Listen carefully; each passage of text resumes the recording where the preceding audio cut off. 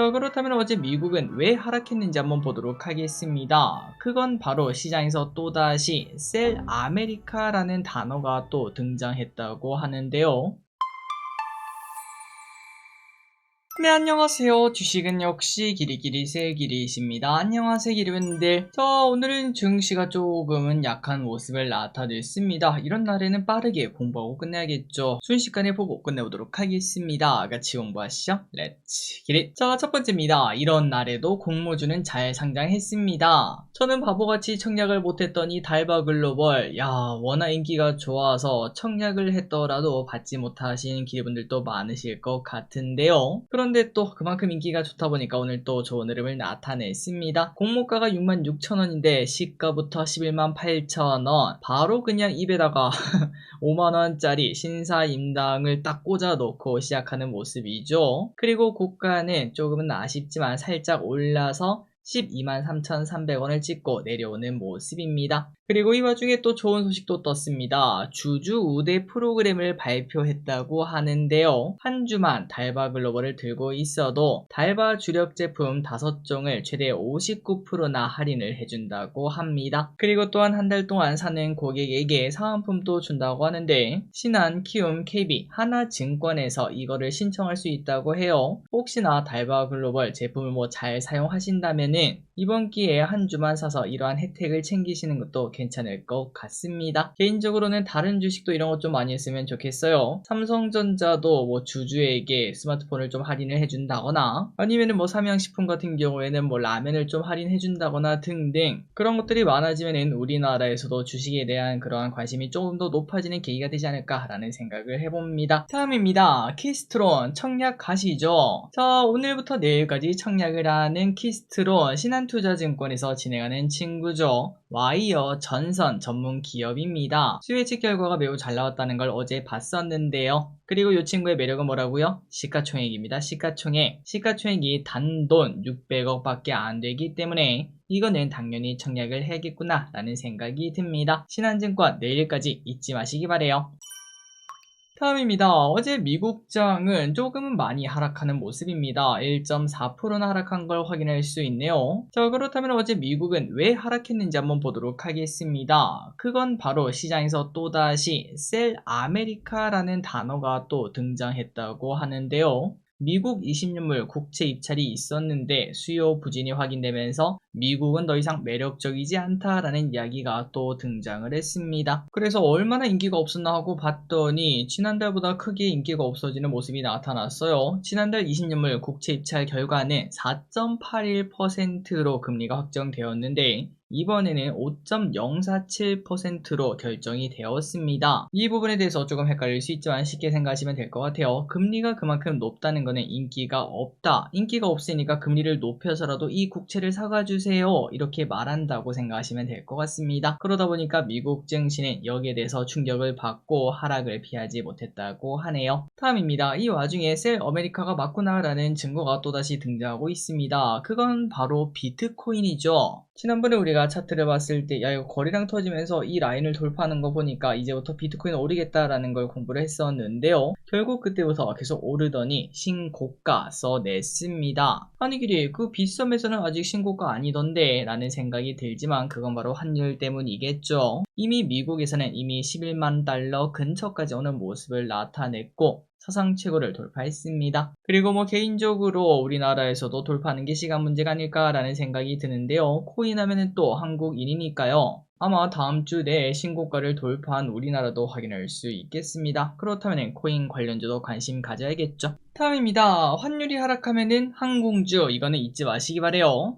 자, 환율이 최근 계속 하락하는 모습을 나타내고 있죠. 어제는 한미 협상에서 트럼프 정부가 원화 절상을 요구한다는 이야기가 등장하면서 환율이 또 급락하는 모습이 나타났었습니다. 자, 환율이 하락하면 꼭 명심하시기 바래요. 항공주가 좋을 수밖에 없는데요. 비행기를 대부분 리스로 가져오는 항공주, 그리고 또 기름을 엄청나게 넣어야 되는 항공주는 전부 다 이 대금을 달러로 지급하다 보니까 환율이 떨어지면 수익성이 팍팍 좋아지는 게 바로 항공주입니다. 그리고 또 환율이 좋아지면 우리나라에서 해외여행을 또 많이 나가지 않겠습니까? 예를 들어 환율이 10%가 차이가 난다면은 해외여행 비용이 10% 줄어든다 라고도 볼 수 있겠네요. 앞으로 항공주가 더 올라가는 모습을 나타낼지 보도록 하겠습니다. 다음입니다. 전 세계가 탈탈원전. 참 모든 건 돌고 도는 것 같습니다. 벨기에, 덴마크, 독일도 그렇게 이제 원전을 싫어하는 모습을 나타내다가 이제는 원전에 유화적으로 바뀌고 있다고 하는데, 대표적 탈원전 국가인 스웨덴도 원전 4개를 짓는다고 하죠. 게다가 이때까지 원전이 아예 없었던 크로아티아도 이제 전력 문제가 심각해지다 보니까 소형 원전 SMR에 긍정적인 태도를 취하고 있다고 합니다. 자, 이런 거 봤을 때 유럽의 전력난이 참 심하다는 걸 느낄 수 있습니다. 선진국이라고 생각했던 유럽이 이런 모습을 나타내니까 개인적으로는 조금 신선한 충격이기도 하고, 그리고 지금 원전은 이제 시작일 수도 있겠다라는 생각이 충분히 들 수 있겠습니다. 우리가 이제 작년, 재작년 방산주가 막 조금씩 올라가기 시작할 때 사실 방산주 그 전까지만 하더라도 매력이 그렇게 많지 않았잖아요. 하지만 러우 전쟁이라는 걸 생기면서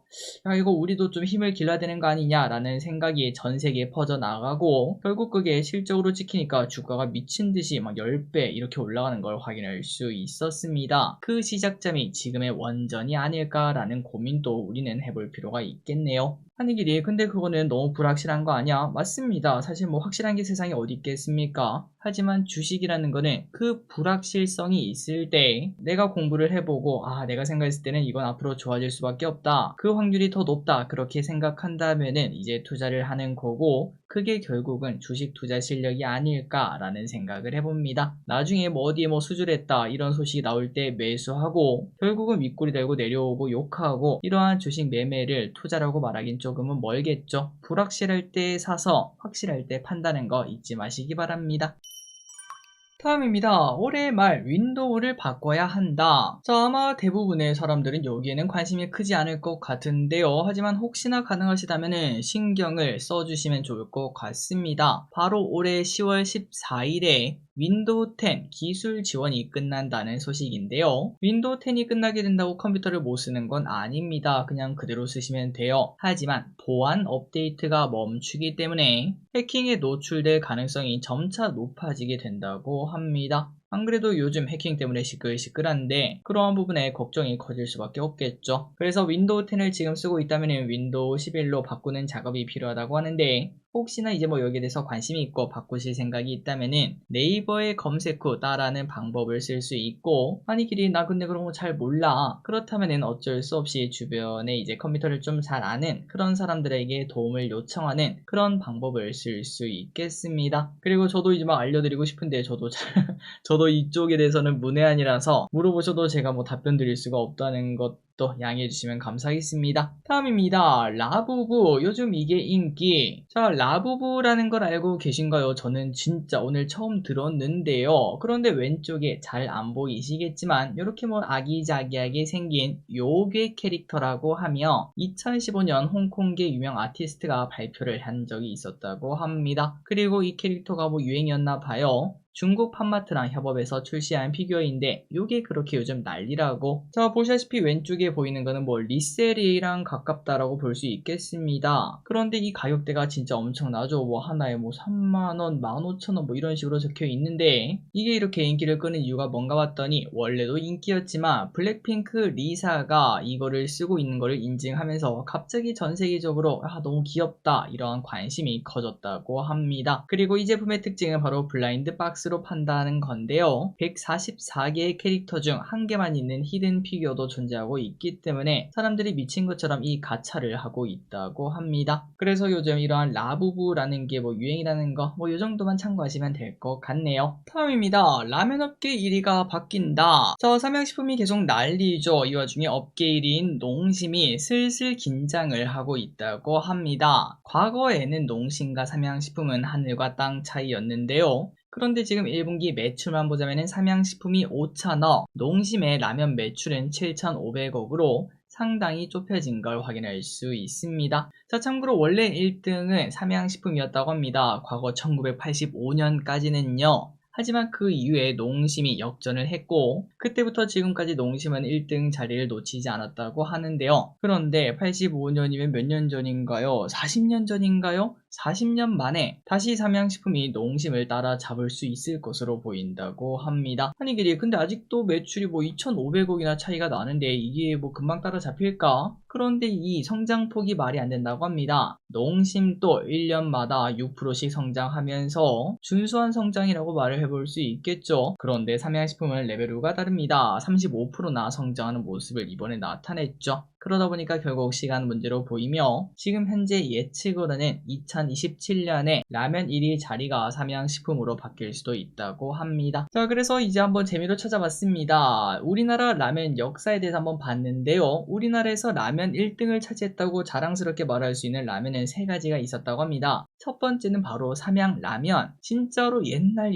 옛적에 우리 엄마 아빠 시절 때 라면이라는 게 없던 시절에 첫 출발을 삼양라면이 끊었다고 하고 그때부터 이제 라면 1위 자리를 공고히 했다고 하는데요. 하지만 농심에서 출시한 안성탕면이 1983년에 출시가 되었고 몇 년 만에 삼양라면을 따라잡았다고 합니다. 그리고 또 그 이후 1990년대라고 합니다. 그때 신라면이 출시가 되었고 그 신라면이 안성탕면을 또 따라잡으면서 완벽히 농심의 라면 시대를 열었다고 합니다. 그래서 삼양라면, 안성탕면, 신라면 요렇게 3명이 이때까지 라면 역사 역대 1위 친구들이었다고 하는데요. 그리고 또 그 사이에는 저는 잘 모르지만 1989년 우지파동이 나타나면서 삼양식품이 큰 타격을 받은 적도 있었다고 합니다. 그런데 그 이후 40년 만에 삼양식품이 농심을 따라잡으려고 하고 있고 그리고 이미 작년의 시가총액은 이미 따라잡힌 바도 있었죠. 자, 차트를 보면 이렇습니다. 농심의 월봉을 보면은 그렇게 크게 성장하고 있지는 않습니다. 물론 이제 음식료 관련주가 크게 성장하기 당연히 어려운 건데 그 어려운 거를 삼양식품이 해내고 있다 보니까 주가 흐름 자체가 완벽히 다른 걸 확인할 수 있죠. 이미 시가총액은 따라잡혔고 2년만 지나면은 라면 매출도 삼양식품이 앞설 것으로 보인다고 합니다. 그래서 지금 농심은 그 투움바인가요? 그런 것들을 바탕으로 어떻게든 1등 자리를 지키려고 매우 노력하고 있다고 하지만 그런데 그 자리를 지키기는 일단 지금 봤을 때는 쉽지 않아 보입니다. 마지막 소식입니다. 코로나 걱정이 실제로 커진다고 오늘 아침 미국장이 빠졌을 때부터 오늘은 진단키트구나 라는 생각이 딱 들었습니다. 아마 여러분들도 그럴 것 같은데요. 하지만 이게 진짜 걱정도 나타나는 중이라고 하네요. 대만과 태국 등에서 코로나 유행이 심상치 않다는 소식이 들려오고 있습니다. 여행 계획을 가지고 계신 분들은 조금 고민을 해봐야 될 것 같아요. 대만에서 코로나 환자 수가 지난주에 2만 명이나 나왔다고 하며 4명이 사망했습니다. 그리고 태국도 지난주 코로나 확진자가 3.3만 명이나 나왔다고 하고 우리나라는 아직까지 확진자가 그렇게 많지는 않다고 하는데요. 하지만 교류가 많은 나라다 보니까 한 달만 지나면 상황이 확 바뀔 수도 있다고 합니다. 아마도 진단키트 관련주, 해지주 성격을 넘어서 당분간은 조금 더 뜨거울 것을 예상해 볼 수 있겠네요. 그리고 아마도 우리나라에서 확진자가 막 급증하기 시작한다. 그때쯤이 고점이 아닐까라는 생각이 듭니다. 그러니까 이것도 마찬가지라는 거겠죠. 불확실할 때 사서 확실할 때 팔자. 차트를 한번 보도록 하겠습니다. 오늘 뜨거웠던 애들은 진원생명, 과하, 상한가 도착하는 모습이고요. 휴머시스, 겉토양 완벽하게 터뜨리는 모습이고요. 그리고 셀리드 상한가 가는 모습이고요. 아마 대장급이 아닌가라는 생각이 들며 오랜만에 보는 신풍제약도 상한가에 도착합니다. 자, 오늘의 공부 여기까지 끝났습니다. 항상 이렇게 같이 공부해서 진심으로 감사합니다. 지금까지 길이셨습니다. 빠이요.